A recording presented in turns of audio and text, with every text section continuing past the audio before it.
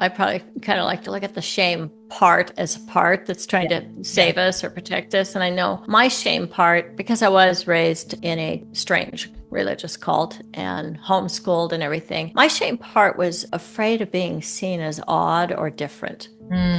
If it could kind of attack me before anybody else did, it felt like it was preparing me to see myself as I might be seen by other people. And in a lot of ways, shame has been used as a form of social control. We used to literally tar and feather people or put them in a stockade, and it was all an act of shame. Public shaming was supposed to detour certain behaviors. Unfortunately, shaming people about their bad behaviors actually just kind of drives the bad behavior underground, because shame perpetuates perpetrations and dysfunctional behavior. That's what it does. But it gets rid of the overt public displays of the things that we're trying to control. And so we have falsely assumed that it's an effective way to control our behaviors. And it's not. It's actually counterproductive. It moves us in the direction of having more of the thing we want to stop. Just want to say, for anybody who has suffered abuse, and look, the sad fact is that 25% of the women and 20% of the men that are watching this right now probably were sexually abused as children too. Sad, but true. And then you got another 50% of the women that are watching right now who have been sexually assaulted, whether as children or as adults. And then you got another 80% of all women have suffered some kind of sexual harassment. That sort of stuff goes into our bodies because it is an affront to our bodies. And so we're kind of carrying that trauma around all the time. It's just like festering in the background, even though we're trying to tell ourselves, oh,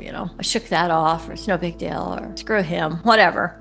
Way that we try to cope with it, it still eats away at us subconsciously or physiologically. Burnout is one symptom of trauma. Get curious about the part of you that is a perfectionist, that will not allow you to take care of yourself. That part for me is often trying to avoid some difficult memories. It's often trying to avoid some feelings of inadequacy that started at a very early age. And when I start to get on the other side of those, I can create more ease. Like, it's okay to take 10 minutes to do a meditation. Right. It's okay even to take a nap in the afternoon. The world's not going to end. I'm still going to get it done, and I'll do it better on the other side of self-care.